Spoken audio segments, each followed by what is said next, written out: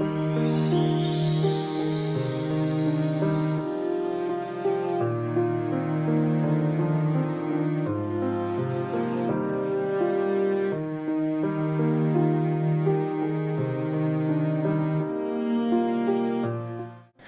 CA રાજ મારવણીયા 2025-26માં મેં chairman તરીકે આઈસીએમાં ભૂમિકા ભજવી.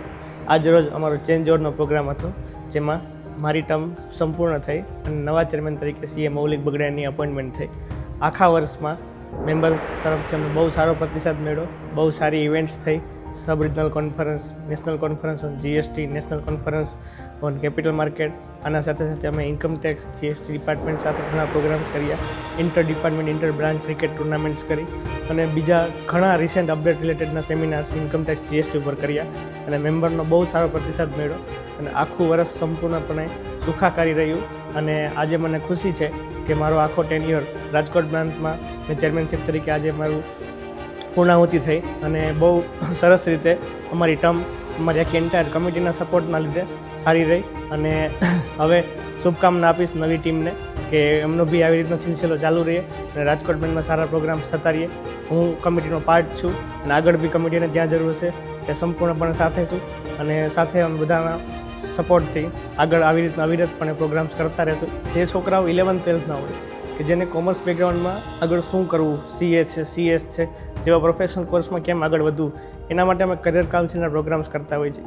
એની સાથે સાથે એકાઉન્ટિંગ મ્યુઝિયમ છે કે જેમાં એકાઉન્ટિંગની હિસ્ટ્રી, એકાઉન્ટિંગની શોધ કોણે કરી, શરૂઆતમાં એકાઉન્ટિંગ શું હતું, એ બધાની માહિતી જે કંઈ બુક્સમાં નથી મળતી, જે આઈસીઆઈએ પોતે ડેવલપ કરેલી છે, એવી એકાઉન્ટિંગ મ્યુઝિયમ અમે ધોળકિયાની 4 સ્કૂલોમાં એસ્ટાબ્લિશ કર્યા અને જેથી ત્યાંના સ્ટુડન્ટને એ એકાઉન્ટિંગ મ્યુઝિયમની હિસ્ટ્રી, એનું નોલેજ મળે, એના જે પિક્ચર્સ છે એ વસ્તુથી માહિતગાર થાય અને આગળ જતાં એને પ્રેરણા મળે સીએ જેવા પ્રોફેશનલ કોર્સીસમાં જોઈન થવા માટે.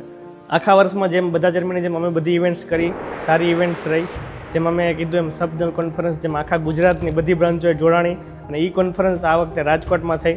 બિકોઝ એવરી યર નથી થતી, 4 થી 5 વર્ષે એકવાર રાજકોટને લાભ મળે છે આવી કોન્ફરન્સનો. અને હું આનંદમય છું કે આ યર જે મારા ટર્મમાં કોન્ફરન્સ રાજકોટમાં થઈ અને આજે જે હું ઊભો છું તે સરસ્વતી માતાની મૂર્તિ અમે રાજકોટ બ્રાન્ચમાં 1 જુલાઈ 2025ના રોજ અમે સ્થાપના કરી.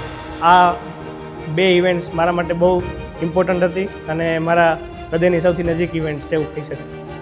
મારું નામ CA Maulik Bagdai, chairman Rajkot branch, the institute of chartered accountants of India. આજરોજ અમારી નવી કમિટીનો પદગ્રહણ સમારોહ યોજાયો. એમાં બહોળી સંખ્યામાં રાજકોટના સીએ મેમ્બર્સ અને સ્ટુડન્ટ હાજર રહ્યા હતા.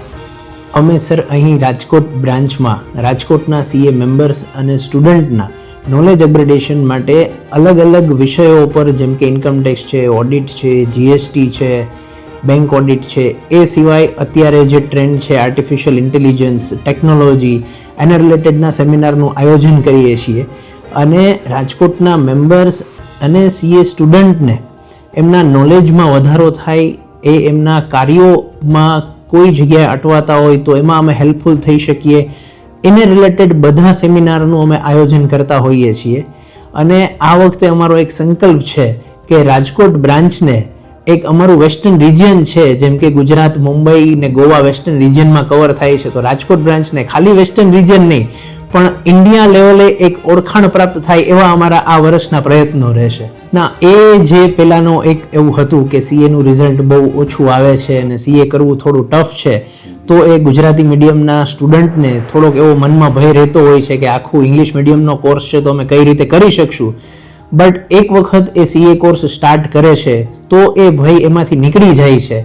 અને હું ચોક્કસ અત્યારના જે 12th સ્ટાન્ડર્ડમાં સ્ટુડન્ટ ભણે છે એમને કહીશ કે એમની કારકિર્દી માટે આ બેસ્ટ કોર્સ છે આખા ઇન્ડિયા લેવલે. અને એનું રેકગ્નિશન નહીં કે ઇન્ડિયામાં પણ ઓવરઓલ આખા વર્લ્ડમાં ઇન્ડિયન ચાર્ટર્ડ એકાઉન્ટન્ટનું રેકગ્નિશન બહુ સારું છે. જો તમારી પાસે ઇન્ડિયન ચાર્ટર્ડ એકાઉન્ટન્ટની ડિગ્રી છે તો તમે વર્લ્ડ લેવલે તમને બહુ સારું રેકગ્નિશન મળે છે.